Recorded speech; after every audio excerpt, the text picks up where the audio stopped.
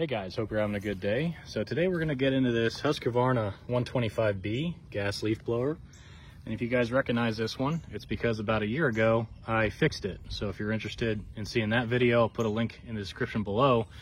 But it's now back again with more issues, surprisingly. It's kind of turning into almost a problem child blower. But I'll try to get a clip of what it's doing and insert that here.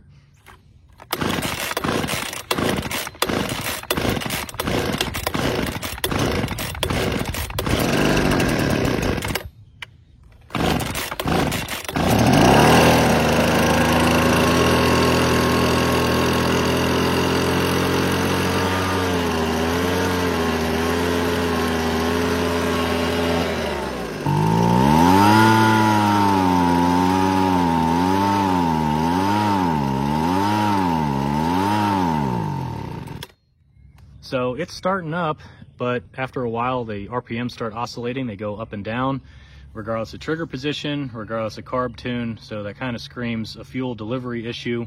So we'll get this thing brought inside and we'll start going through it and probably get into that carb. All right, so if I remember correctly from the last time I took this apart, we kind of have to get this side panel off because there's a linkage that runs from the carb to the trigger here inside of this orange plastic. And the carb is held on by studs, and you can't actually manipulate the carb to detach the linkage on this side, just removing this gray piece. So we need to obviously take this gray piece off, but I'm going to just start by getting this recoil off and then this orange piece. And to do that, there's 4 T5 or T25 screws here, and then they switch over to a Allen key head, which is I think 5/32, but the T25 fits in that as well. All right.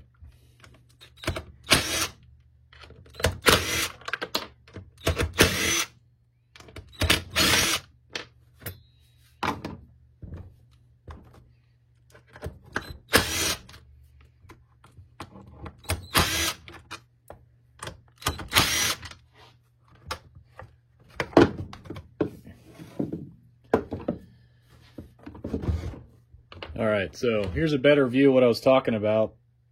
You got kind of a Z bend on the end here, and with this being studs, you can't actually pivot it to take that off, so it's easier just to take the side panel off. Just like that. All right.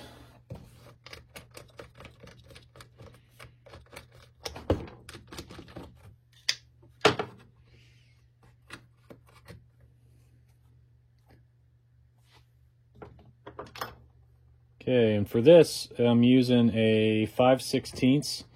There's 2 nuts inside of there. I don't know if you can see. 1, 2.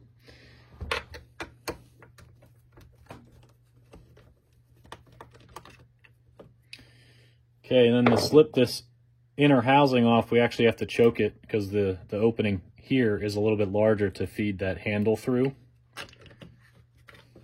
Okay. All right, so from here, should be able to slip this thing off.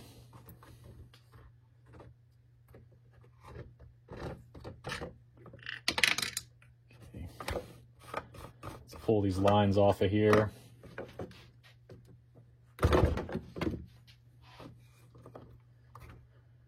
Okay, and that's it. So let me move this stuff out of the way and we'll start going into this. Okay, got you set up so we can start going through this carb, and before we start opening it, I wanted to point out that we've got a Rui X-Ing or Rui Zing branded carb. You guys overseas tell me if I pronounce that right or not, but it's my understanding that some of the major brands like Briggs or Husqvarna are actually using this from OEM, like this would be the original carb. I don't know how true that actually is, but it's possible that I could get some numbers off of this and maybe get a kit for it if the kit's kind of toast. I did go through and clean this out last year, and I did put a new filter in it like 6 months after I did that video. So it's not the fuel filter, which is really the first check you should do if you're having a fuel delivery problem. But that filter I know is new and good, so I think we have a carb problem. So we'll start taking this thing apart, and I think we'll start with the the pumping side, I think this is.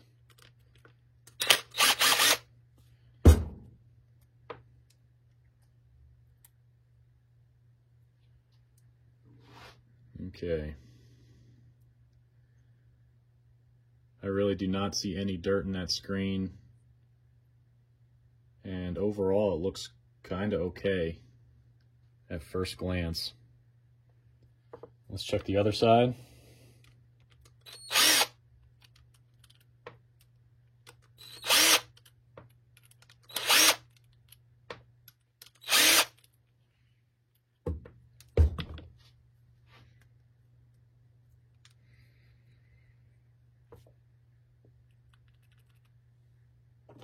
Okay, so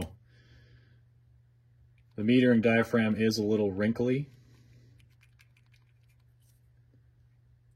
Let's see if there's dirt underneath there.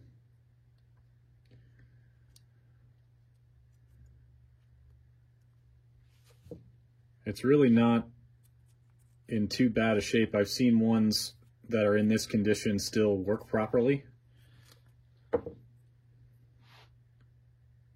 And I don't really see anything dirt-wise in there either.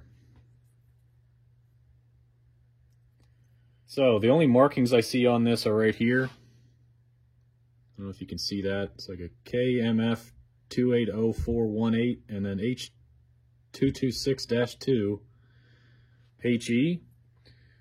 And then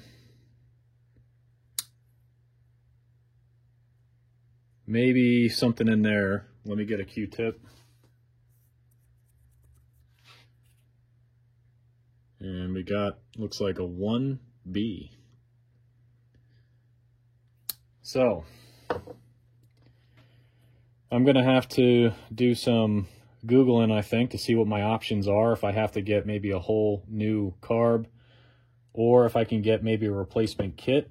I'm not really confident that the kit's the problem. Maybe the pumping diaphragm is too distorted. So that's supposed to be flat, and you can see it's kind of wrinkled and deformed where it was pumping in the past. The flaps are okay, but it's really these kind of reservoir areas that maybe are not working correctly.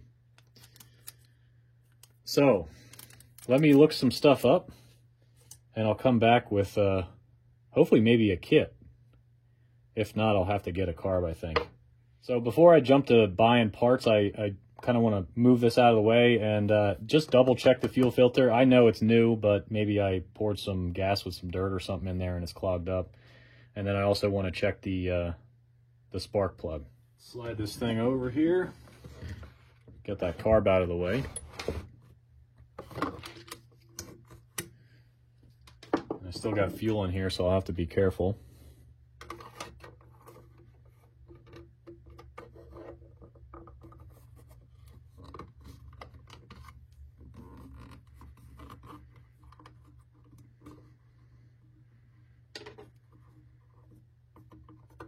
Yeah,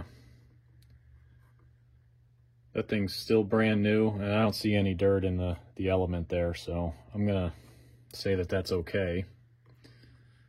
Let's push that back in there. Let's get this cap back on so I don't spill fuel everywhere, and we'll pull that spark plug out. Probably should have done this first as part of the basic checks. Was in there. Jeez.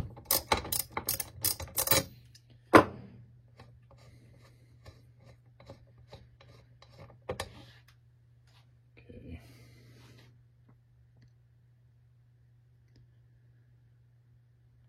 Not as brown as I would think. It's kind of white.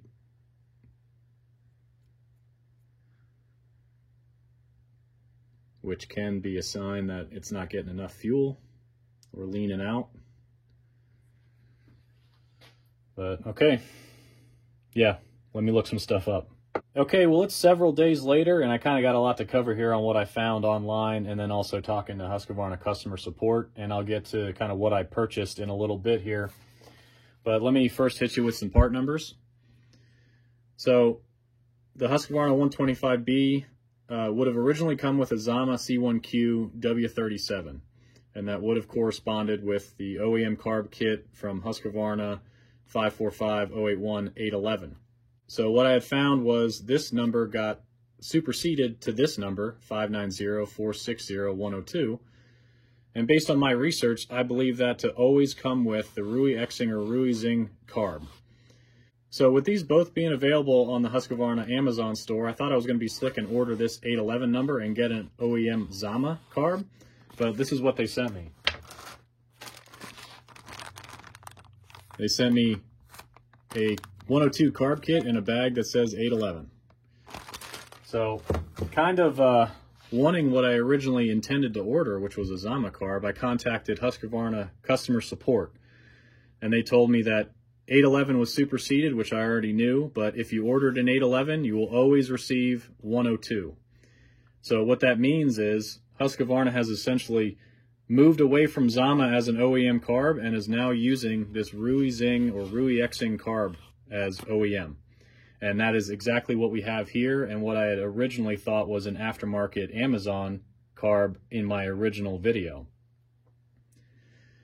So along with that, while I was still talking with them, I asked them for an illustrated parts list diagram so I could kind of see what they could see. I really couldn't find that online, but on that list, there was a service kit for Ruy Exing. So it's 599-604-201.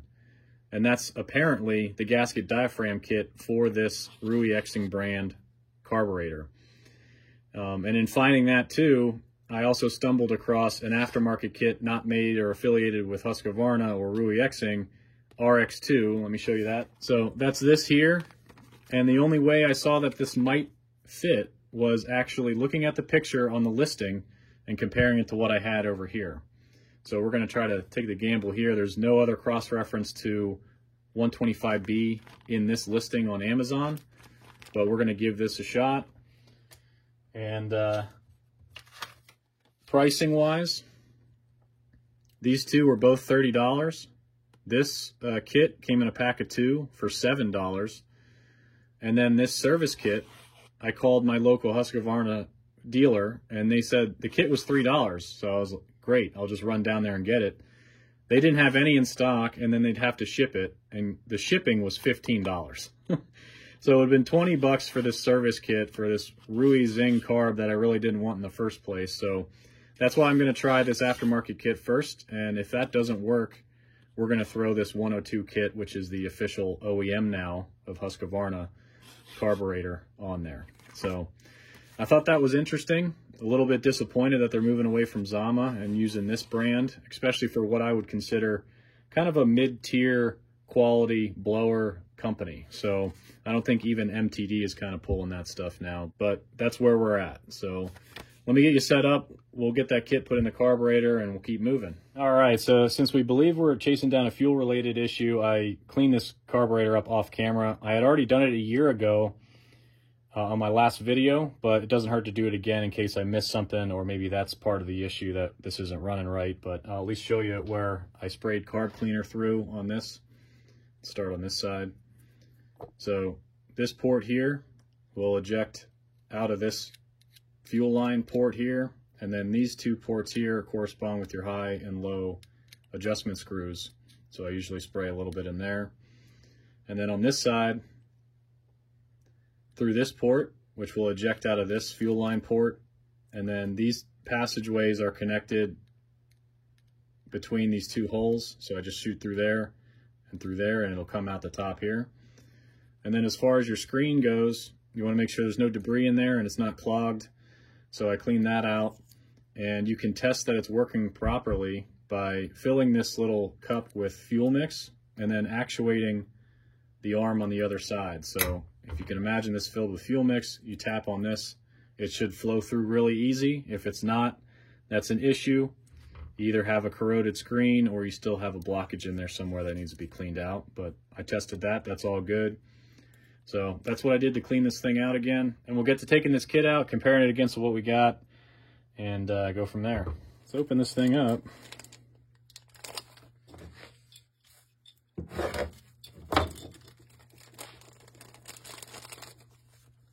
What I'm really curious to see is the metering diaphragm, if those match. So this is pumping.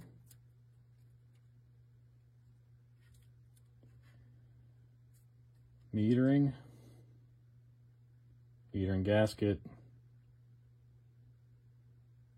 pumping gasket. So those look almost identical, which is good news for us.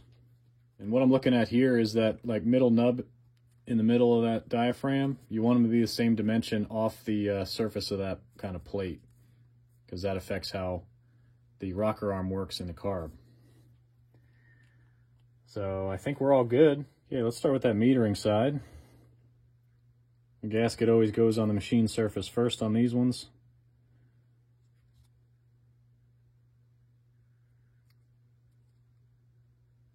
And the diaphragm on top.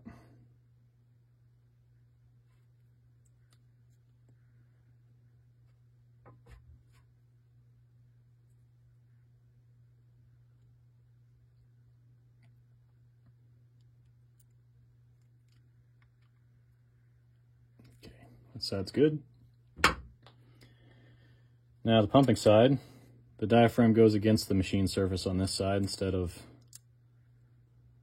on top of the gasket. The gasket goes on top.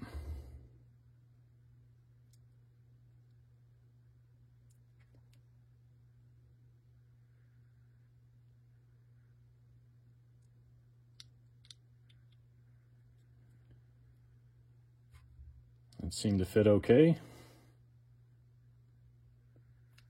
All right, let's get that blower over here. All right, so I had drained this while I was waiting on parts because I didn't want gas just evaporating out of these lines. So gasket's already on there in the right orientation.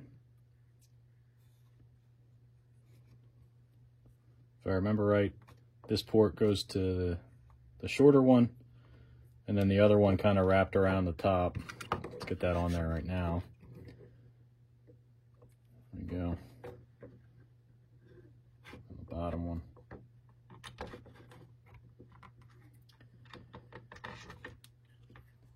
Just like that.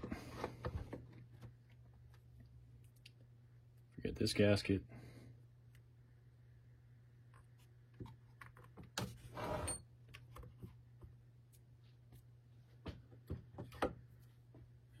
We can probably put this intake housing on.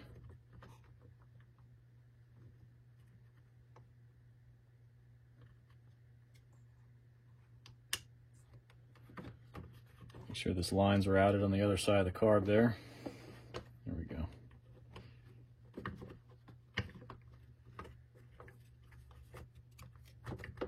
Perfect.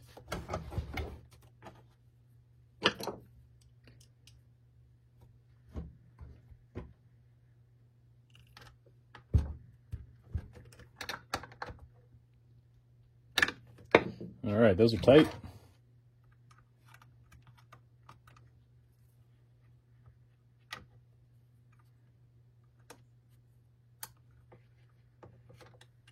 Okay, let's lay this down. Get the side cover on. And don't forget your exhaust cover. I always forget that one because it kind of just sandwiches between.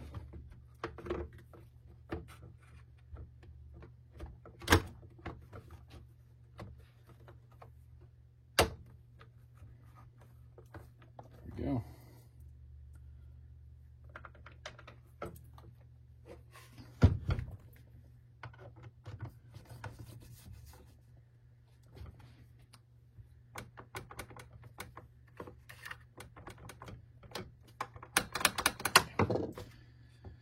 Looks like we're good there.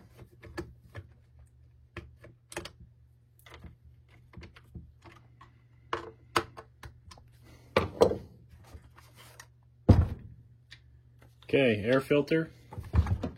I blew this one out. Probably need to get a new one, but I don't have it on hand. Should have ordered it when I ordered the rest of the stuff. Didn't think of it. But I think we are ready to test. Let's take this thing back outside, get some fuel in it. I'll need to get my adjustment screwdriver, and we'll see if this aftermarket kit worked. Let's get some fresh 40-to-1 in here.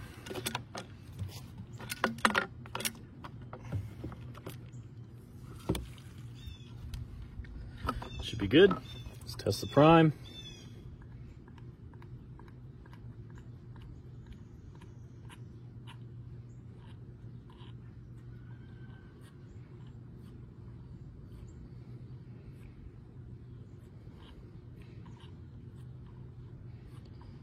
It's priming. All right, so this one takes the 21 spline. I don't know if the original carb does or not, but let's give it a shot here.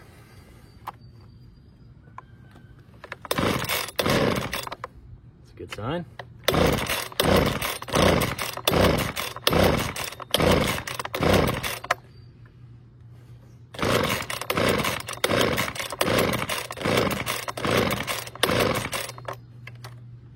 Let's try no choke.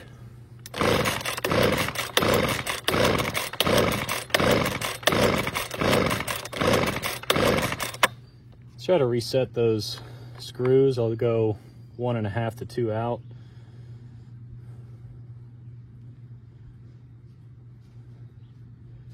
That one was out pretty far. It's 1.5.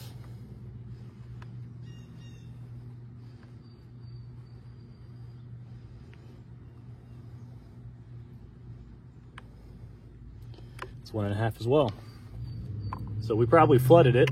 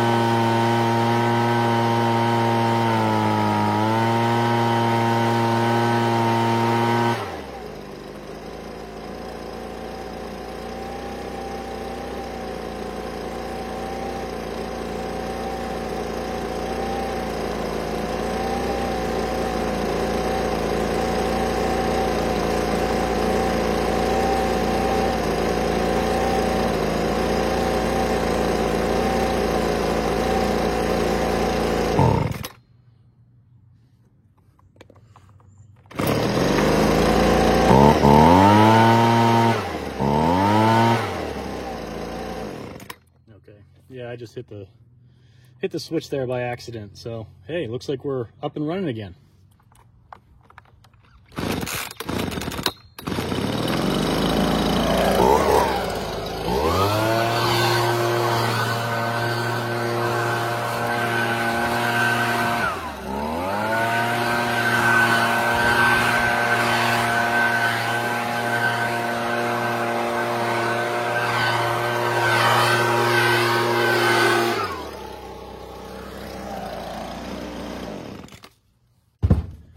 Okay, well, I think that's it. That solved our issue, and we're back up and running again. I'll likely have to carry an adjustment tool first time I use it to make sure this is tweaked 100%. But it was really just needed that gasket kit. Maybe the carb clean helped, but I really didn't see any dirt in there that would cause an issue, so I'm kind of leaning towards that gasket diaphragm. And hopefully this gives you guys another option for repairing these things, since the Rui Xing or Rui Xing is the new OEM, and we're going to be seeing a lot more of these carburetors on these units. So hopefully what we covered helped somebody out, or you guys found this entertaining. Thanks for joining me on this one, and I'll catch you on the next one.